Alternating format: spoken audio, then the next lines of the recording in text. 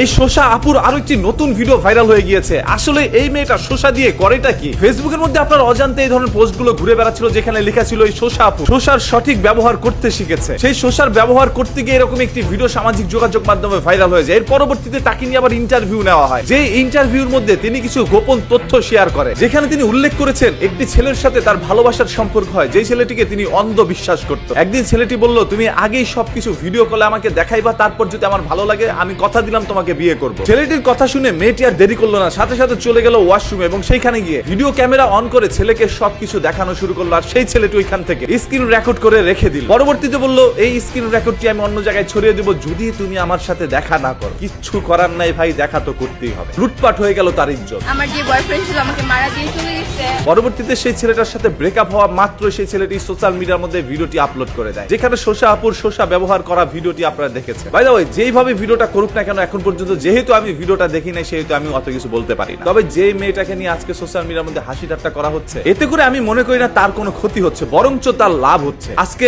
আপনারা সবাই তাকে চিনে গিয়েছেন, শোষা আপু নিয়ে নিউজ করা পর্যন্ত হয়ে গেছে। একটা সময় মানুষ যদি বড় কোনো অপরাধ করতো তাহলে তাকে নিয়ে নিউজ করা হইতো, বা সে কোনো ভালো কাজ করলে গর্ব সহকারে তার সেই পোস্টটি শেয়ার করা হইতো। আর বর্তমান প্রজন্ম এখন এমন হয়ে গেছে যে যত বেশি নোংরা বাজে কাজ করবে তাকে ভাইরাল করতে হবে। অনেকদিন হয়েছে তিনি যখন ট্রেন্ডে ছিল আমি তাকে নিয়ে কোনো ভিডিও বানাই, তবে রিসেন্ট আমার কাছে মনে হইলো শুধু এই শোষা আপুর ক্ষেত্রেই নয়, এরকম অসংখ্য মেয়েদের ক্ষেত্রে কিন্তু একই ঘটনা ঘটছে। অসংখ্য ইমেল করে কিন্তু আমাকে এই ধরনের অভিযোগগুলো মেয়েরা জানিয়েছিল, যেখানে উল্লেখ করেছে তার বয়ফ্রেন্ডের সাথে তার একটি ভালোবাসার সম্পর্ক ছিল, একটা সময় কথা দিয়েছে তোমাকে আমি বিয়ে করবো যদি তুমি ভিডিও কলে এসে তোমার সবকিছু আমাকে দেখাও। সেই মেয়েটি ভালোবেসে অন্ধ বিশ্বাস করে বয়ফ্রেন্ডকে সবকিছু দেখাইলো এবং তিনি স্ক্রিন রেকর্ড করে তার আশেপাশের বন্ধু বান্ধব থেকে শুরু করে সবার কাছে সেই ভিডিওটি ছড়িয়ে দিল। সেই ছেলেটি একবার চিন্তাও করে নাই যে এই ভিডিওটি শেয়ার করার মাধ্যমে একটি মেয়ের জীবন পর্যন্ত শেষ হয়ে যেতে পারে। আপনাকে দেখাইছে এটা মেয়েটা বড় একটা ভুল করছে আপনাকে বিশ্বাস করে, বা যতই বিশ্বাস করুক না কেন তার কাপড় খোলা ঠিক হয় না। যেহেতু আপনাকে বিশ্বাস করে দেখাই ফেলছে, আপনি সেই ভিডিওটা ডিলিট করে দিতেন বা আপনি স্ক্রিন রেকর্ড না করলেও পারতেন। একটা জীবন পর্যন্ত আপনারা কেড়ে নিতে পারেন ভালোবাসার নাম দিয়ে। আসলে দেখেন, আমি এদের কখনো সাপোর্ট করতে আসি না, কারণ আমার ধর্ম কি বলেছে, আপনি যদি বাজে অবৈধ কোনো কাজ করেন, পরকিয়া করেন, তাহলে আল্লাহ তাআলা বেয়াজ্জতি করবে আপনাকে দুনিয়ার বুকে। এটা কিন্তু তারই একটি প্রমাণ। আপনি যেই কাজ করেছেন ইজ্জত হরণ হওয়ার মাধ্যমে আপনার সেটার বিচার হচ্ছে। হয়তোবা আপনার লজ্জা শরম নাই, রাস্তার মধ্যে বের হয়ে বড় গলায় আবার আগের কাজই করবে, তবে আপনার পরিবারের তো লজ্জা শরম আছে, তাদের কি অবস্থা হবে? রাস্তার মধ্যে বের হইলে আপনার বাবা কিভাবে মুখ দেখাবে মানুষকে, আপনার মা কিভাবে আশেপাশের মানুষগুলোকে মুখ দেখাবে? আপনার সাথে সাথে আপনার পরিবারের ইজ্জতটা আপনি হরণ করেছেন। কি সন্তান পেটে ধরলো তার মা, কি সন্তান জন্ম দিল তার বাবা, আজকে তারাও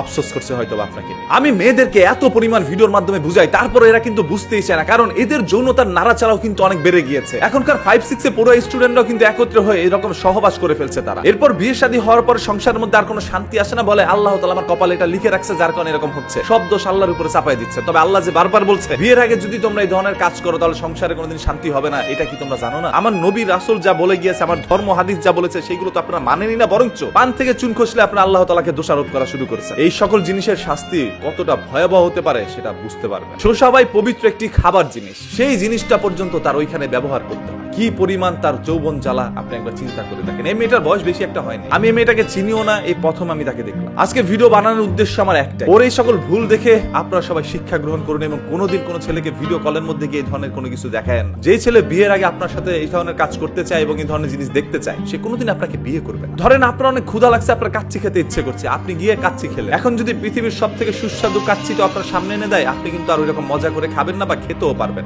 কারণ আপনার তো অলরেডি পেট ভরে গেছে। তো একটি ছেলে আপনার প্রতি অনেক আগ্রহ নিয়ে আসে, যখন সেই ছেলেটা আপনাকে ভোগ করে ফেলে তখন কিন্তু আর ওই আগ্রহটা থাকে না। সেই ছেলেটা তখন ভাবে বিয়ের আগে যখন এই মেয়েটা আমার সাথে এরকম কোনো কিছু করতে পারছে, তাহলে অন্য সকল ছেলেদের সাথে একই কাজ করে। তবে কাপড় খোলার এই প্রজন্ম কাপড় খোলার কাজে ব্যস্ত আছে। আর আজকে যারা এই ভিডিও থেকে শোষা আপুর লিঙ্ক খুঁজতে আসছেন, তারা একটু চিন্তা করেন, ওটা যদি আপনার বোনের ভিডিওর লিঙ্ক হইতো, আপনি কি জনসম্মুখে এটা খুঁজতে পারতেন? শোষা আপু খারাপ, আপনি আমি তো আর খারাপ না।